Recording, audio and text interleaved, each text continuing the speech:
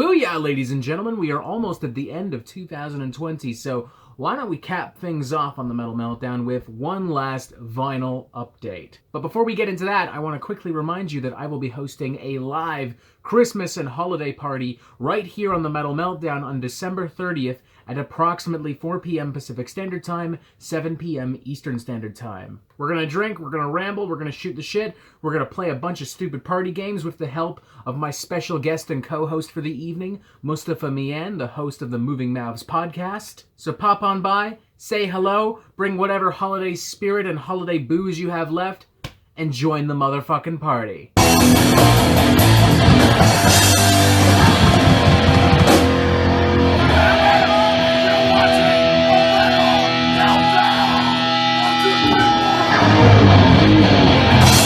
Well, I've got good news and bad news, ladies and gentlemen. The bad news is, Santa must have put me on the naughty list because I didn't get any vinyl for Christmas this year. Shame on you, you fat poser scum. I hope you choke on your next plate of milk and cookies, motherfucker. But the good news, thankfully, is that I'm an adult with this fun little thing called money, so I don't fucking need you, Santa.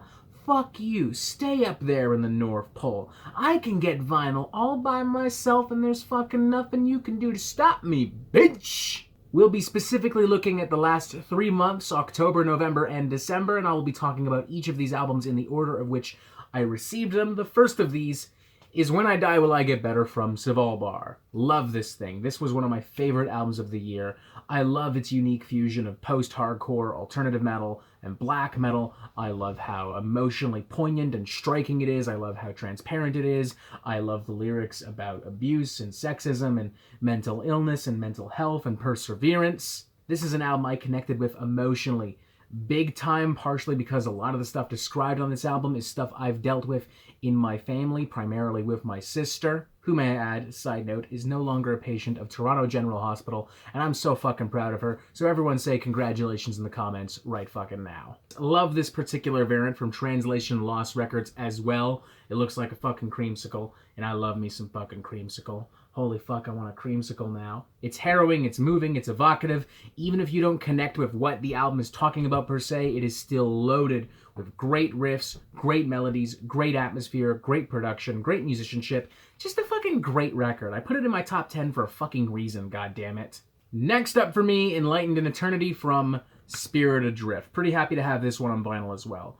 I will admit, I'm not as enthusiastic about this album now as I was during my initial album review, but I still stand by most of what I said in that video. This is still, frankly, one of the more entertaining, traditional heavy metal albums to come my way in recent memory. Looks absolutely stunning on vinyl. I love all the detail. Honestly, I kind of want like a poster or a flag of this artwork. It's just really fucking cool. And I love this particular variant as well, which is just a fucking mishmash of fucking wonderfulness. That's not a real phrase, but fuck it, I'm sticking to it. I pre-ordered this the moment it was announced way back in summer, so good luck finding this particular variant. But if you can find a copy at all, definitely check it out. Definitely one of the more exciting and invigorating heavy metal records in recent memory. It does borrow a lot from the Iron Maiden and Megadeth and Ozzy Osbourne playbooks, but honestly, that's not a bad thing. If you're gonna copy, you may as well copy from literal heavy metal fucking gods. Next up for me is Throes of Joy in the Jaws of Defeatism. It shouldn't be a huge shocker that I picked up this motherfucker. I'm a huge Napalm Death fan. That's pretty common knowledge at this point. Love this fucking record, man. It's honestly mind-blowing to me that Napalm Death is still as utterly fucking punishing and uncompromising now as they were in like 1986, 1987. Like, how?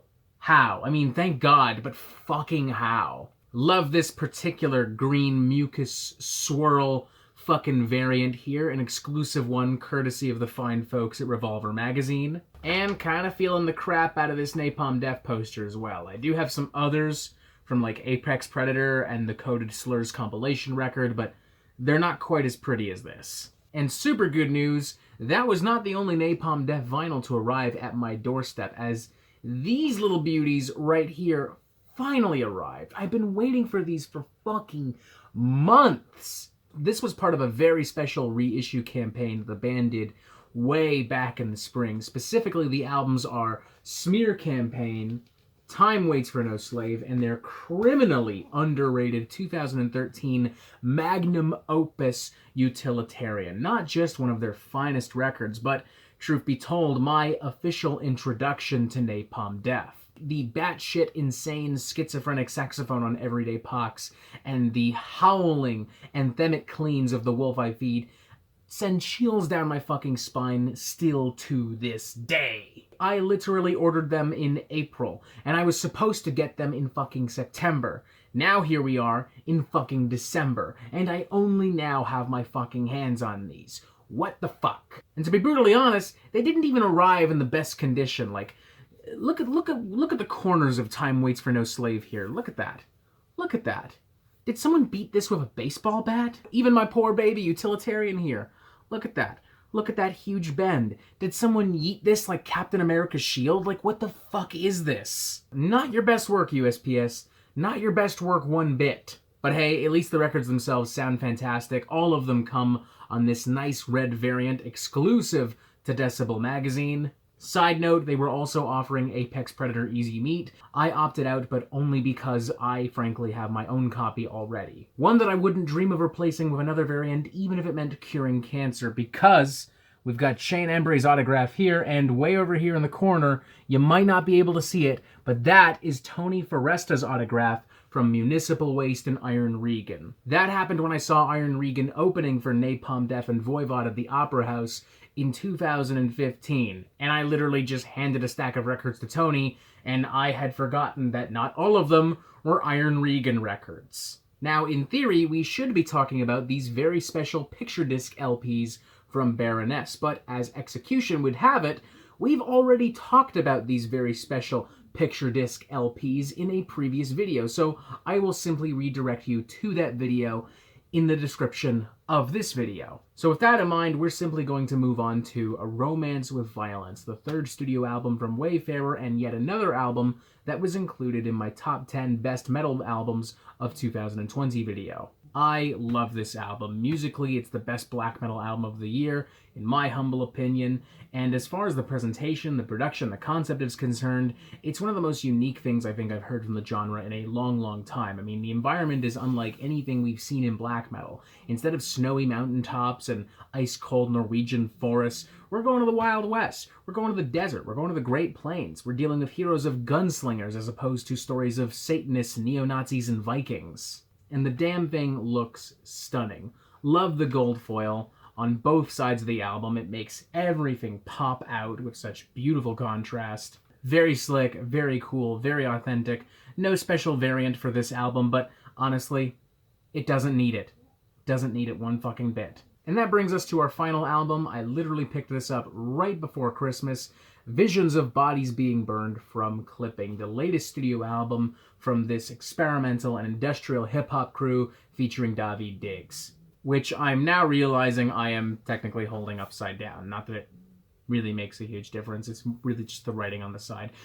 Getting off topic, this album's incredible. I love how this album twists and exploits cliches and stereotypes from old 80s horror films. I love the unpredictable nature and atmosphere of the record. I love Daveed's rapping consistently, hands down one of the most underappreciated writers and MCs of the modern era. Honestly, this thing is every bit as punishing and intelligent and immersive as every other record we've talked about.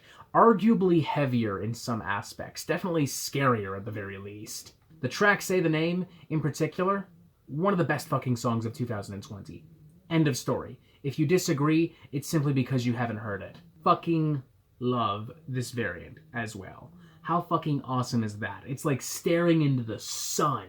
And that's actually it for me. I was hoping I would have more vinyl, but thanks to this fun thing called COVID-19 and this other fun thing called the holidays, there's a lot of stuff that's actually kind of lost in the mail at the moment. Like, I was supposed to finally get my hands on a copy of Prowler in the Yard from Pig Destroyer. Guess what? It's fucking stuck at an airport in Cleveland for some reason. I was also supposed to get some new reissues from Emperor, but guess what? They were delayed. So unfortunately, I guess that means we have to end this video for now, which is a shame, because I'd love to talk about more vinyl, but c'est la vie. It's not up to me.